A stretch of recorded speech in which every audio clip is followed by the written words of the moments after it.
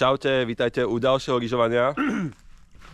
Tak teda u špeciálneho vianočného dielu. Skoro po roku sa nachádzame opäť na rieke Dunaj, kde som sa učil lyžovať.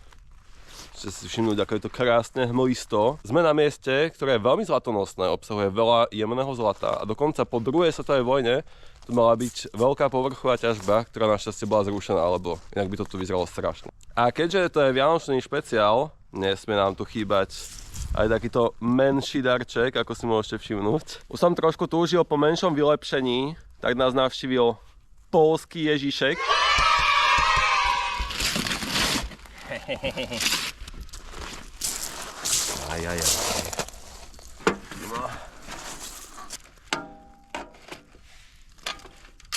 Konečne som sa dokopal do tejto kúpy, čo je Highbanger, pre vás, ktorí ho nepoznáte. A cítim, že s týmto strojom sa naše výťažky zo latiniek mnohonásobne, ale mnohonásobne zvýšia.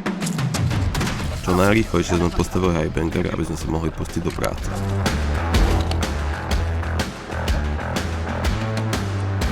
A potom prišlo na rad nastaviť čerpadlo s batériou. Čož bolo trošku zložitejšie, ako by sa zdalo. Nastavením čerpadla sme dali pár minút navyše. Pod čerpadla som dal lyžovaciu misku, aby nenasávali drobný piesok a kamienky. A už sme len spravili rýchly testík, ako to ide. Šlo to zle. Bolo tam veľa koreňov.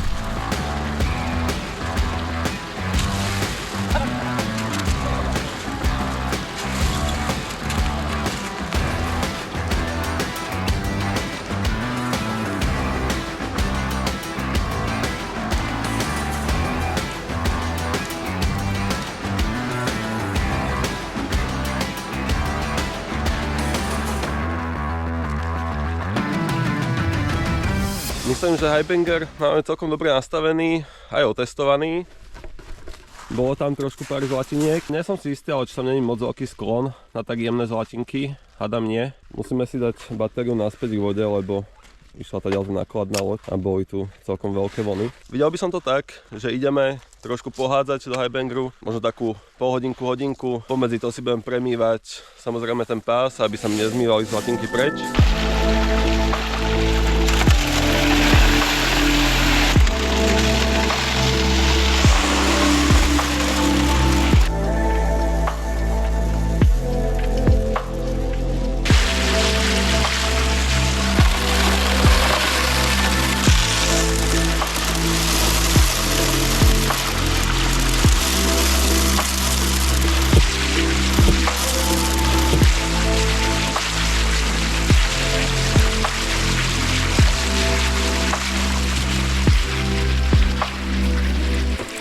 Premili sme ako riadnu kopu.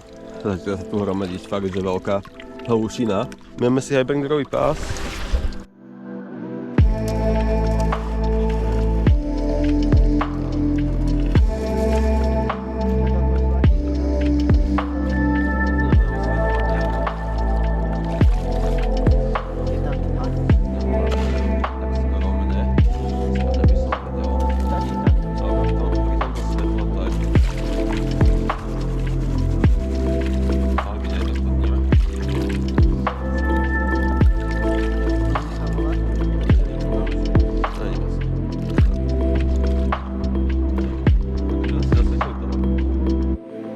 Máme tu výťažok z pánvičky, čo sme teraz robili.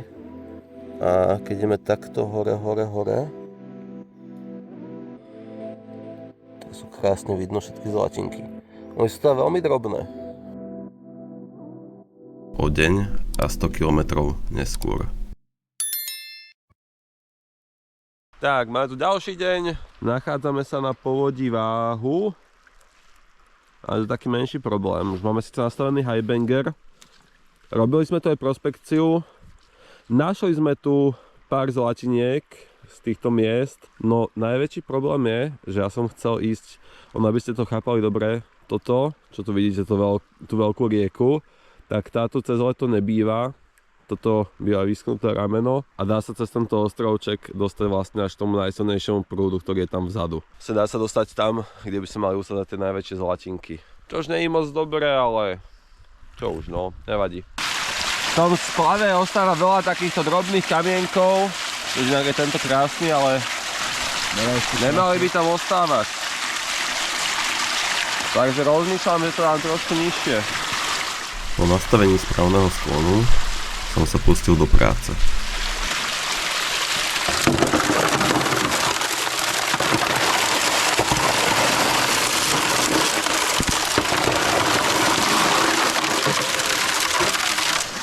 Inak už máme takú fajnovú džuru. Jo, a toto je tam dobrý materiál, taký červený. Takýto krásny vývoj.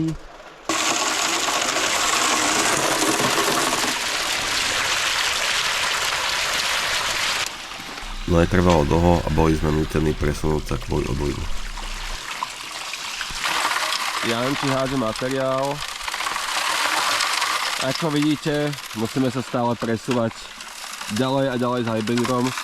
No a predtým sme mali koniec highbangeru, kde vlastne padal ten materiál, spravil túto hĺšinu, tento kopec a voda nám stále odchádza. Čož vlastne nevadí, lebo sa budeme môcť dostať na ten ostrov, kde by mali byť najväčšie sedimenty so zlatom, najväčšie vysadeniny toho materiálu zlatonostného. Ak sa zadarí, tak sa pozrieme dneska ešte tam na druhú stranu, ale to by som moc nebol taký optimista. Ja som síce taký optimista nebol, ale Janko očividne áno, však uvidíte.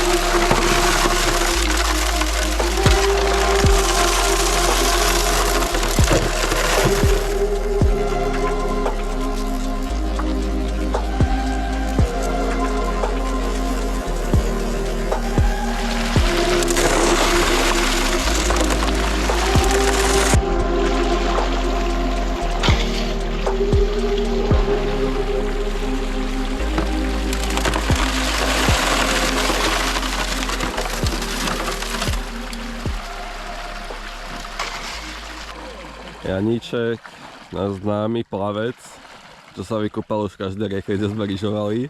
A si zarobím srandu, tak ho má proste šťastie na to, aby si zaplával v rieke. Tak si povedal, že bude fakt dobrý nápad prebrodiť ten kúsok váhu, čo tu je za nami. Čož ja som mu tvrdil, že nie je dobrý nápad. Ale uvidíme, jak to dopadne. Dúfam, že to nebudem rád. Ale zvládol to. Máme tu Janíčka na druhej strane. Ten materiál vyzerá dobre, no. No, to hej. Spravili sme rýchlu prospekciu z pár miest, no očividne radšej sme mali premiývať materiál, ako zbytočne plýtvať časom. Málo čierneho piesku. Veľmi málo. Ja z toho vôbec. Ale zase ten černý piesok sa ti najviac naextrahuje v splave, vieš, a aj bangry. Našiel si iba súd, zatiaľ som to neko... Nie je tu žiadna zlačinka. Bože, no. Ale to by niečo mohlo byť.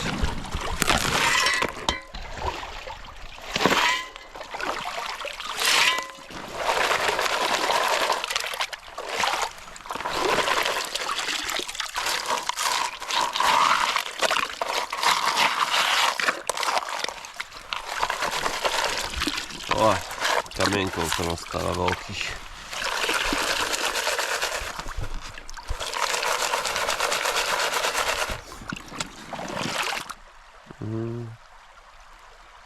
A zlatinky nic. A jedna tam bola, tuším. Ale. Taká jemnočka, lebo sa plavilo. Ale nemôžem povedať, že by som bol nejaký sklamaný, lebo tam na Dunaji sme našli krásne množstvo. Ako si môžete všimnúť, áno, pracovali sme do skorého večera, bohužiaľ zimné mesiace milujem. Ale dneska sme už o niečo pripravenejší ako včera. Tak, Máme svetielko. máme osvietenie. Máme osvietenie, ktoré je napojené na externú baterku, ktorá je v batohu, aby nenavohla, lebo inak by sme dosvietili. Pomaličky sme sa zbavili, upratali po sebe a šup domov. Tretí deň, dočistenie zlata. Ako si môžete všimnúť, sme na našom starom miestečku, kam chodíme pravidelne. Tam je celkom dosť toho materiálu, ale zoberiem to hopom, nech tu nie som 5 hodín. Prebil som zvyšný zlatonosný extrakt, čo bol asi na 3 panvice. A takto už vyzerali naše výťažky. To fakt veľké kúsky, skoro milimetrové. Krásne zlatinky. A ešte ich tu bude kopec, v tomto sedimente mi tam ušli. Takáto veľká panvica, tu už vidíte zlatinku. Akože ty kokos, fakt krásne kusy.